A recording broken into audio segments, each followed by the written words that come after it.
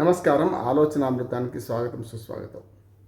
Gag order ఈ మధ్య చాలా వినిస్తుంది. నిన్ననే city civil court Bandi Sanjay కుమారుడైన బండి భగీరథ్ కేసులో గ్యాగ్ ఆర్డర్ ఇచ్చింది.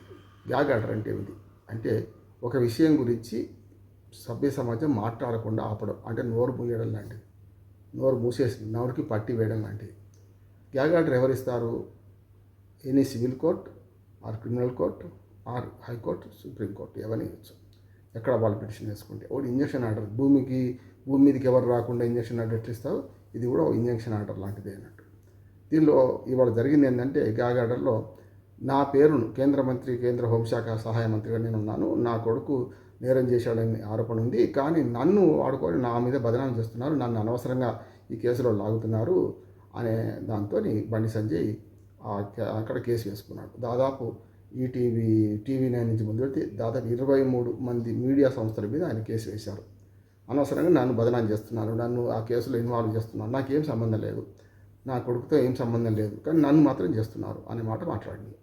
దానికి కోర్టు కేసు విచారించి వాళ్ళు ఏమన్నారంటే గ్యాగ్ ఆర్డర్ ఇష్యూ చేసి ఇది కొత్త కాదు. హెచ్జీ కపాడియా గతంలోనే మన ఒక కేసులో ఢిల్లీ హైకోర్టు మన ఆయన 2012లోనే ఒక కేసులో ఇట్లాంటి గ్యాగ్ ఆర్డర్ ఇచ్చిన సందర్భాలు ఉన్నాయి.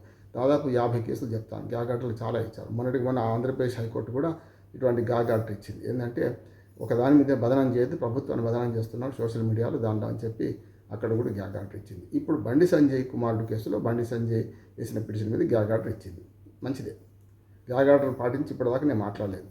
అంటే గ్యాగ్ ఆర్డర్ అంటే ఏమిటంటే స్పష్టంగా ఒక కేసు గురించి ఒక ప్రముఖమైన వ్యక్తిని కానీ ఎవరైనా అందరూ ప్రముఖమైన వ్యక్తి కాకుండా కూడా ఎవరి పరువు వాళ్ళకు ఉంటుంది. ప్రతి మనిషి పౌరుడే కదా, కనుక అటువంటి వాళ్ళకు ఉంటుంది. నా పరువు ప్రతిష్ట భంగం కలిగిస్తున్నారని ఎవరైనా కేసు వేసుకోవచ్చు. అందులో బండి సంజయ్ కూడా వేసిండు. ఏమనంటే నా కుమారుడు నేరం చేసిన అంటున్నారు, ఆయన సంగతి నాకు తెలియదు, ఆయన పేరు మీద నా కుమారుడు పేరు మీద నన్ను బదనాం చేస్తున్నాడని వేసిండు. కనుక అందులో గ్యాగ్ ఆర్డర్ ఎట్లా ఇస్తారు అంటే ఒక విషయంలో ఏది మాట్లాడద్దు, సోషల్ మీడియా కానీ మీడియా సంస్థలు కానీ ఎవరైనా మాట్లాడితే అది నేరం అవుతుంది. ఈ విషయంలో ఈ కేసులో పర్టికులర్ కేసులో ఇవ్వచ్చు.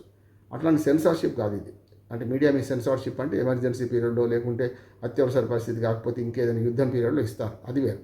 ఇది అట్లా కాదు. పర్టికులర్ కేసులో మనం భూమి కేసులో స్టే ఆర్డర్ ఎట్లా తీసుకుంటాం అట్లా తీసుకోవచ్చు. ఆ రకంగా జరిగింది అంటున్నాను. ఇందులో స్పష్టంగా పలానా ఈ కేసులో ఈ బండి సంజయ్ గురించి ఎవరు మాట్లాడొద్దని ఆర్డర్ వచ్చింది కదా. గ్యాగ్ ఆర్డర్ అంటేనే అది. ఏ కేసులో అయినా సరే ఒక విషయంలో మాట్లాడకూడదని వస్తుంది కదా, అది తెచ్చుకున్నాడు. కానీ ఇప్పుడు బండి సంజయ్ కుమారుడు అరెస్ట్ అయింది కదా, మరి నేనే ఉంచుకొని అక్కడ అరెస్ట్ చేసి పంపించిన అంటుండే కదా, మరి అప్పుడు కేంద్ర మంత్రిగా హోంశాఖ సహాయ మంత్రిగా ఇప్పుడు నీ పరువు నష్టపోయిందా లాభమైందా? నాకు ఏం సంబంధం లేదు, వెళ్ళిపోయింది, వాడు ఎక్కడ ఉండో తెలియదు నాకు అంటే వేరు ఉంటుండే. ఇప్పుడు సంబంధం ఉంది, నేనే అప్పచెప్పినా అంటున్నాడు. మరి గ్యాగ్ ఆర్డర్ కొనసాగుతుందా, మరి ఎప్పటికా ఇన్ఫ్రాక్సెస్ అవుతుందా?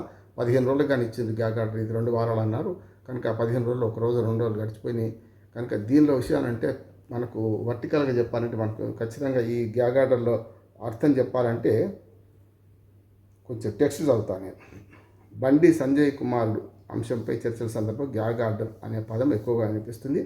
గ్యాగ్ ఆర్డర్ అంటే సాధారణంగా మాట్లాడకుండా ఆపడం అని అర్థం. నేను చెప్పాను నోరు మూయడం. అందువల్ల గ్యాగ్ ఆర్డర్ అంటే కోర్టు ఇచ్చే ఒక ఆదేశం, ఒక కేసు లేదా అంశంపై ప్రజల ముందు, మీడియా ముందు, సోషల్ మీడియాలోనూ కొన్ని విషయాలు మాట్లాడకూడదు లేదా ప్రచారం చేయకూడదు అని చెప్పే ఆదేశం.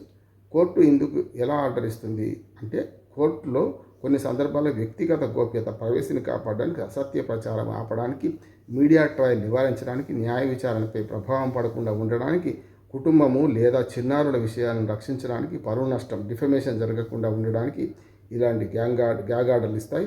ఈ ఆర్డర్ల వల్ల ఏమి చేయకూడదు అనేది కోర్టు ఆదేశం ఎలా ఉందో దాన్ని బట్టి ఉంటాయి.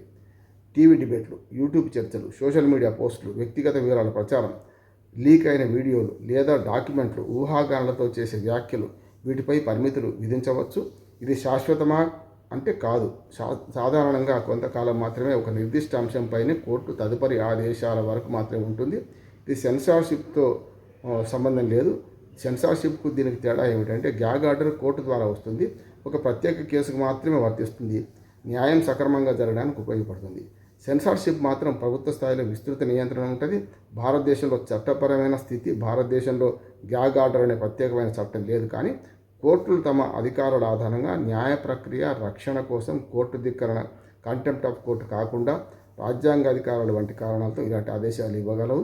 అదే సమయంలో కోర్టులు మాట స్వేచ్ఛ, మీడియా స్వేచ్ఛ అంటే వ్యక్తి మన వాక్ స్వాతంత్రము, మీడియా స్వేచ్ఛ వంటి రాజ్యాంగ హక్కులను కూడా సమతుల్యం చేస్తాయి. అందుకే గ్యాగ్ ఆర్డర్ను సాధారణంగా అత్యవసర పరిస్థితుల్లో మాత్రమే, కొన్ని ప్రత్యేక సందర్భాల్లో మాత్రమే ఉపయోగించే ప్రత్యేక చర్యగా చూస్తారు.